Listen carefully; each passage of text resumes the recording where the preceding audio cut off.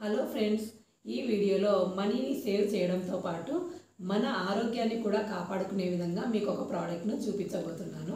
మినపగుళ్ళు మనం ప్రతిరోజు వంటింట్లో వాడే గ్రాసరీస్లలో మినపగుళ్ళు ఒకటి. ఇలా పొట్టుతో ఉన్న మినపగుళ్ళు మన హెల్త్కు చాలా మంచిది అన్న విషయం అందరికీ తెలుసు. ఈ మినపగుళ్ళు మనం పండించిన వాళ్ళ దగ్గర కొంటే ప్రస్తుతం కేజీ వచ్చేసి 70 రూపాయలు ఉంటుంది. అదే మార్కెట్లో ఇలా పొట్టుతో ఉన్న మినపప్పు ఒక 20 రూపాయలు ఎక్స్ట్రాగా ఉండొచ్చు.